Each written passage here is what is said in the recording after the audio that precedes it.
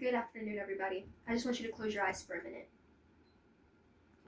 Imagine a 10-year-old stressed and anxiety over studying for a test. Imagine them spending hours upon hours stressing over papers just for one single exam. That's the reality of multiple students around Texas now, which is why it's important that we find a change for them. As a student myself, I've seen the consequences of this. You can open your eyes now. I've seen the consequences that come from a person stressing over one exam. I've seen people back and forth, to the point that teachers themselves are prioritizing memorization over actually the enjoyment and actually learning what is needs to be said. With this being said, the school systems now prioritize one single test, which just stresses students out, make anxiety, and overall make it to where students feel like if they fail the test, they're failures themselves. With this being said, this with this being said, I will explain why the school system and the testing now is negatively affecting students, how Texas, Raise Your Hand Texas, can help us prevent this and advocate for them, and finally, what we can do ourselves to make sure that we don't eliminate it but reduce the actual one single exam. First, let's start with our problem. The current STAR testing system requires one single day. It used to be about 5 hours, but now it's the full day. But still, with the full day of actually having testing, people are still stressed out. Teachers, instead of teaching what actually needs to be taught or making it enjoyment, making students actually think about information, we are instead seeing teachers work towards the test. They want memorization over enjoyment and making it fun for other people. So instead, they teach towards the test, which is just to help with memorization. While also this, students are now more stressed, anxiety, all that. With this being said, students will most of the time experience multiple layers of anxiety. Most of the time, kids don't get enough sleep the night before because they're so put up about one single test. And I feel like this now is very extreme as our world keeps going on and on and on about the whole testing and how this testing is affecting our students in the future. Because, like I said before, these are our future. They're our future leaders, our presidents, our lawyers, our doctors. These are our futures. And unless we make a change right now, we will never, ever have a good life stream. According to the Texas American Federation report in 2024, it has come that the actual STAR test failed to actually exempt and show actual student progress. It said that it doesn't rather show it, but rather doesn't prepare them for college readiness, which was what the STAR test was actually about. It's supposed to prepare them for college readiness and to see what they know and the knowledge that they need to succeed in life. Well, supposedly it doesn't always end up like that. It's only about what you learned this year and not next year, and it's not actually preparing you for the real world, which is why most reports said it was so bad for the students now. And I know what you might be thinking. Without measuring STAR progress, how would we do this? There are other ways that we can do this. We can do shorter tests, like 3 assessments. We could measure actual student progress or actual measure their growth rather than just seeing their growth on one single test. We can do over a whole span of a year instead of one single day, which just people feel more stressed out on that one single day. Teachers, they can have little presentations, advocates, they can be tested about what are they actually teaching students that helps students feel included and actually enjoy learning and make STAR less stressful, less anxiety, and make it more better for the public, families, parents, and of course the children. The children are the main point of this. Now to our second part of it, the solution. What can we do to help everybody else? We can start by visiting boards, or we can go to little meetings. We can contact representatives of our states, the school board, or we can even talk to the teachers. What can the teachers, what can parents, what can the adults do to actually make sure that students are getting the education they need without making it to where they're failures or make it to where they feel like they can't do it at all? And I know what you might be asking as well. Most people won't get involved. Most people won't sign these petitions or anything. That doesn't matter. We can start with one single group at a time. It doesn't always have to be a big crowd because everything does start with one little thing and grows bigger. Not everybody's going to agree on it, but if we try and just get one single person, we can make a big change. Doesn't matter how, we can speak up. If we all come over to speak up together, they're going to have to not ignore us after a while. They're going to have to believe in our ideas, make sure the students are getting what they actually need to move forward in the world and make it more better for them.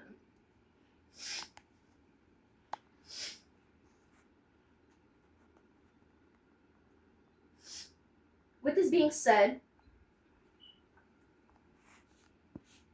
there are things that as of right now has kind of reduced the current STAR test. Because like I said before, the current STAR test has been one single test, one day, and multiple stress, multiple anxieties. Well, as of late 2025, Government Greg Abbott did sign House Bill 8,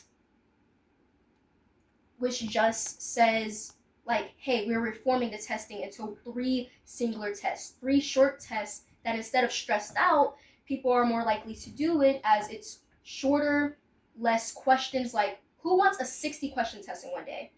Nobody does. So I feel like they need to be shorter and less stressful, and that's what he did. He signed a reform for that on House Bill 8.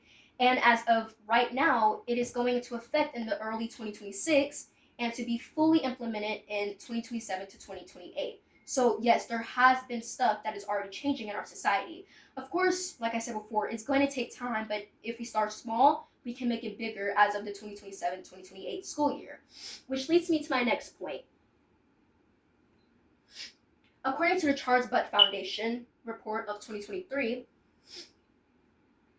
the actual point of if STAR test is actually effective has been talked about. Some people believe it is effective. Some people believe it actually does measure student progress.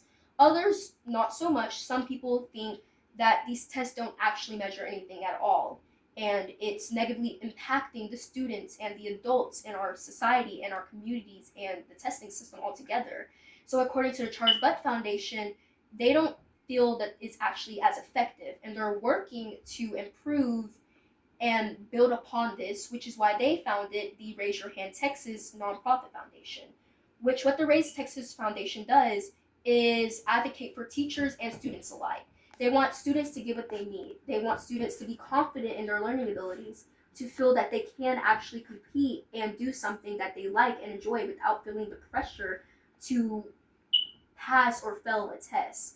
With this being said, they also advocate for teachers. Instead of teachers teaching towards a test, they're advocating for teachers to participate in critical thinking, make it more fun, make more participation for the classes, the students, and make it to where participation is the utmost focus. It makes it where the teachers are also getting their education and the students as well. So the Raise Your Texas Foundation is trying to advocate for that and make it better. And as of right now, they're still building up their area.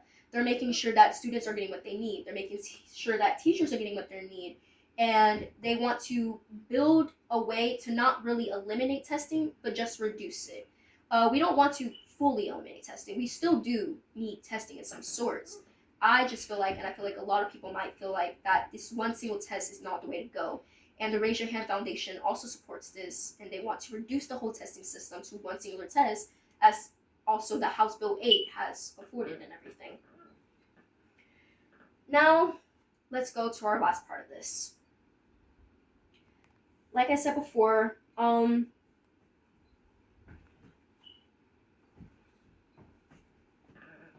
most people might not agree, or most people might not actually sign people.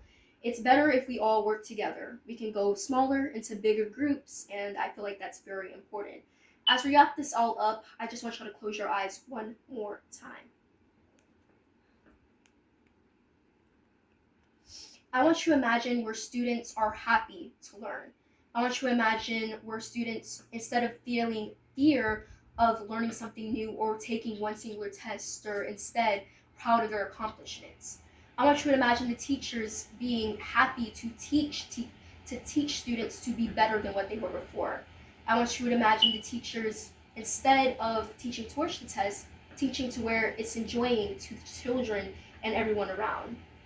I want you to imagine the adults getting involved and seeing these students grow up to be the next of our generation, our future leaders, teachers, governments, presidents, anything. You can open your eyes now. I feel like it's very important that we imagine these things, because as we keep growing older and these students are getting more and more involved in social stuff and our community, it's important that they have a foundation and feel like they can be confident and not feel pressured to do any of this and not be negatively affected.